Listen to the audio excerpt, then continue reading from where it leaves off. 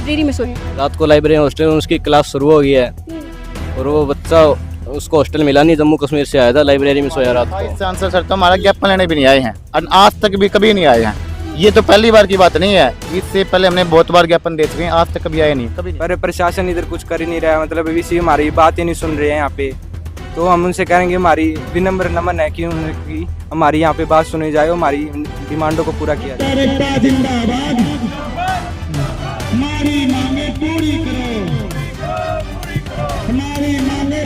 छात्र हैं वो कहते हैं कि कमरे में 9 छात्र हैं, कैसे रह जाएगा, टेबल 3 है, पढ़ाई कैसे होगी। बस माइक चला जाए ना तो वो बोल देते हैं कि हम अभी आपने पीछे न्यूज़ देखी होगी, अब किसी को भी अगर किसी के पास फीस नहीं है ना तो घबराने की जरूरत नहीं है, आप चले जाओ, अभी किसी भी स्टूडेंट को लेके चले जाओ 10%। नमस्कार, मैं आकांक्षा गुप्ता, स्वागत है आपका आपके अपने चैनल संवाद जंक्शन में। अभी हम मौजूद है गुरु जम्बेश्वर यूनिवर्सिटी में, जहां पर वीसी ऑफिस के बाहर आप देख सकते हैं कितनी बड़ी तादाद पर यहाँ पर छात्र कुछ मांगों के साथ में यहाँ पर मौजूद हैं। इससे पहले भी काफ़ी आबादी यहाँ पर थी, धीरे धीरे आ रहे हैं, जा रहे हैं, लेकिन आप देख सकते हो कि लगातार यहाँ पर लोग छात्र यहाँ पर बैठे हुए हैं, अपनी मांगों को लेकर बैठे हुए हैं। फीस बढ़ोतरी की मांग है और साथ ही साथ हॉस्टल की कुछ मांग है। इन्हीं से बात करेंगे और जानेंगे क्या आपकी मांगे हैं, कब से आप यहाँ पर बैठे हो।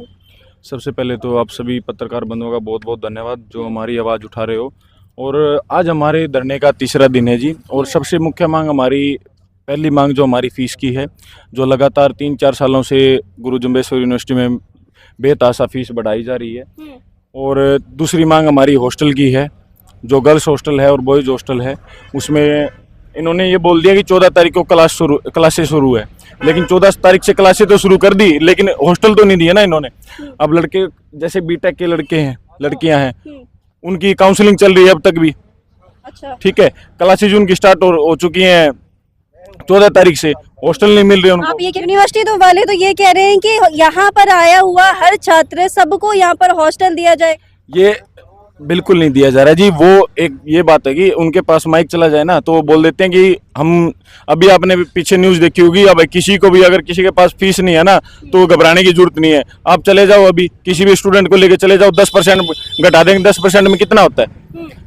5,000 घटा देंगे, 6,000 घटा देंगे। फीस तो इनकी लाखों तक है। आपको मैं दिखा देता हूँ, इनका ही प्रोस्पेक्टस है ये 2024 का, उसमें बी फार्मा की फीस देखो आप 54,800 है, ठीक है। और ये है 2025-26 का, उसमें बी फार्मा की फीस देखो आप 71,000 रुपये है, ठीक है। और इसी में आप नर्सिंग का देखो, जो कोर्स यहाँ अब तक स्टार्ट भी नहीं हुआ है, जिसकी परमिशन नहीं है अब तक इनके पास, 41,000 रुपये फीस है इसकी, ठीक है। 41,000 रुपये 2024 इसमें, 24-25 में। और 25-26 में इन्होंने कर रखी है, ये देखो नर्सिंग की फीस है, आप ये देखो फीस इन्होंने कितनी कर रखी है, 1,09,200 कर रखी है, जब तक कि यहाँ ये कोर्स शुरू भी नहीं हुआ है। अब ये फीस बढ़ा रखी है इन्होंने, इतनी फीस कैसे बढ़ा रखी है। और अदर यूनिवर्सिटी है ना, जो इंडिया के जितनी भी यूनिवर्सिटी है, भारत के हरियाणा के अंदर जितनी भी यूनिवर्सिटी है, जो इंक्रीजिंग मोड है ना, वो किसी भी यूनिवर्सिटी में नहीं है। इसी यूनिवर्सिटी में पता नहीं क्या हो रखा है ऐसा, इंक्रीजिंग मोड इनका लगातार चालू है। आपने देखा होगा, हर लगातार सेमेस्टर वाइज इनकी फीस बढ़ती रहती है। 2,000 बढ़ा दिए, 4,000 बढ़ा दिए, 5,000 बढ़ा दिए, 6,000 बढ़ा दिए।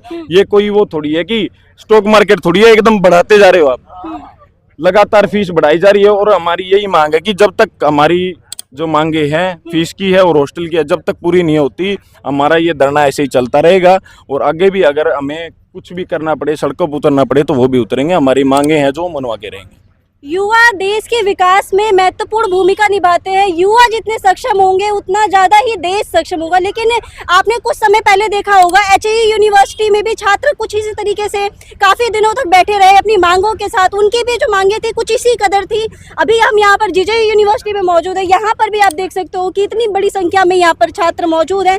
सबके हाथ में आप देख सकते हो मांगों से भरा आपको बोर्ड दिख रहा होगा। हमारी जो पिछले साल फीस ली गई थी वो 80,000 थी, अब जो MBA की फीस और 90 बढ़ने जा रहे हैं। वो कहते हैं हम इस साल की फीस तो घटा दें, जो पिछले साल छात्र है उनकी फीस कौन घटाएगा। पीछे कल फरीदाबाद से छात्र आता है, कहता है मुझको हॉस्टल नहीं मिला, वो बाहर रह रहा है, तो हॉस्टल पर उनको पहले प्रोवाइड किया जाए, तब वो कोर्स अलॉट किया जाए ना। छात्र हैं वो कहते हैं कि कमरे में 9 छात्र हैं, कैसे रह जाएगा, टेबल 3 है, पढ़ाई कैसे होगी। वो लड़की को नारा तो दे दिया गया, लेकिन पढ़ेंगी कैसे। तो हमारी मूलभूत मांगे यही हैं।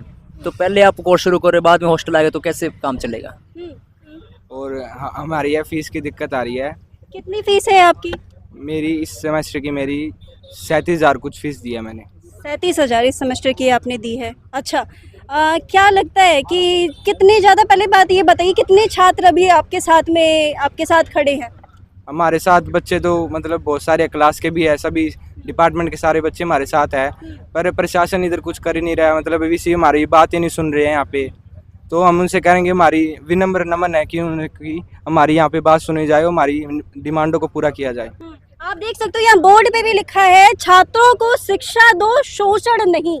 यहाँ पर आप देख सकते हो कि इनके जो बच्चे हैं यहाँ पर, इनके चेहरे पर भी आप दिख रहा होगा कि हाँ जी बताइए। कल बच्चे आए थे, उनका 8-8 महीने हो जाते हैं, कई बार रिजल्ट नहीं दिया जाता बीए का, और बाकी यूनिवर्सिटी देखो 2-2 रिजल्ट नहीं आता। रिजल्ट बहुत लेट दिया जाता है। एमबीए का 6-6 महीने रिजल्ट दिया जाता है। इतने हमको हमारा सेकंड ईयर आ जाता है, हम पिछले रिजल्ट की वेट करें, क्या करें। कल भी एक बीबी का रिजल्ट है, उसमें इतनी री दे दी गई, यानी 200 बच्चे पास हैं, 700 री दी गई। तो बच्चों को फ़ोन आते बारी बार, हम क्या करें, पढ़ के जाते हमारी री आ जाती है। तो एक तरह से साधन होगा नहीं पैसे कमाने का। फीस कितनी है? फीस फिलहाल 25,500 भरवाई आगे और 40 के लगभग है। हॉस्टल की सच में दिक्कत है? हॉस्टल की दिक्कत है, बच्चे लाइब्रेरी में भी सोए हैं, 2 बच्चे लाइब्रेरी में सोए हैं। रात को लाइब्रेरी हॉस्टल में उसकी क्लास शुरू हो गई है और वो बच्चा उसको हॉस्टल मिला नहीं, जम्मू कश्मीर से आया था, लाइब्रेरी में सोया रात को। सोए मैम, काफ़ी बच्चे 2-4-5 बच्चे थे जिनको हॉस्टल नहीं मिला था, वो हमारे साथ भी सोए हैं। और जब तक ये हमारा प्रॉब्लम सोल्व नहीं होती, हम तो यहीं रहेंगे, ना यहाँ से उठने वाले हैं और ना कहीं जाएंगे जब तक लिखित रूप में हमें हमारी मांगों का समाधान नहीं मिल जाता। अच्छा, एक रूम में कितने छात्र रह रहे हैं, कितने स्टूडेंट्स एक रूम में रहते हैं हॉस्टल में? मैम 5 से 6 तक भी हो जाता है। 5 से 6? हाँ, वैसे इनकी जो भी कैपेसिटी वगैरह है 3 या शायद 2-3 की है। 3 रूम की ही है। मैं आपको बता दूं, हालांकि पत्रकारों को अपना पक्ष रखने का इतना यहाँ पर है नहीं, लेकिन फिर भी मैं भी इस यूनिवर्सिटी में पढ़ के गई हूँ, मैं भी यहाँ के हॉस्टल में रह के गई हूँ। हमारे टाइम पर भी एक रूम में 5 बच्चों को रखा जाता था और वो 5 लड़कियाँ किसी भी तरीके से एडजस्ट करती थी और वो किसी तरीके से यहाँ पर रहती। लेकिन फीस, हॉस्टल फीस सबके लिए सामान्य होती थी। हालांकि वो जो रूम था वो इतना ही था कि एक रूम में एक बार में बस 3 ही लड़कियां रह सके, लेकिन वहाँ पर इस कदर यहाँ पर लड़कियों को भरा जा रहा था। अब यहाँ पर भी आप देख रहे हैं कि छात्र कह रहे हैं कि एक बार में 9 बच्चों को रखा जा रहा है एक रूम में। पीछे भी आप देख सकते हो कि छात्र यहाँ पर मौजूद है। फीस आपके पास 27,000 27,000 एक सेमेस्टर, थर्ड सेमेस्टर की 27,000 दी है। 27,000। आपके हॉस्टल में भी सेम दिक्कत है? हॉस्टल मैंने लिया नहीं, पर पास मेरा बना रही। अच्छा, पास से हो, मतलब आसपास के गांव से हो? हाँ, 40 किलोमीटर दूर है। अच्छा, नमस्कार। नमस्कार जी। बताइए, आपका ये जो धरना है, छात्र तो काफ़ी बड़ी संख्या में यहाँ पर मौजूद हैं, आप लगातार यहाँ पे बैठे हो, प्रशासन के द्वारा क्या कार्रवाई की जा रही है? अभी प्रशासन के द्वारा कोई कार्रवाई नहीं की जा रही है। अगर अब देखो, पता क्या बात है, आपने मेरे से पहला क्वेश्चन किया कितना लंबा चलेगा। बात लंबे की नहीं है, बात समाधान की है। तो ये आज समाधान कर दो, 5 मिनट में कर दो, हम तो ठवाएं अपने कमर को दड़े अपना घर खाने बिक जाएंगे। हमें समाधान चाहिए ना, लेकिन समाधान ही करने लग रहे हैं, ये सिर्फ हमें आश्वासन देने लग रहे हैं। अब जितना ये समय लगाएंगे समाधान करने में, चाहे मैं यहाँ पे महीना बैठना पड़े, 2 महीना बैठना पड़े, हमने अपनी साई क्लासेस ड्रॉप कर रखी है, हमने अपनी साई क्लासेस छोड़ रखी है। हम दिन रात को भी यहीं पे सोते, दिन में बैठते हैं।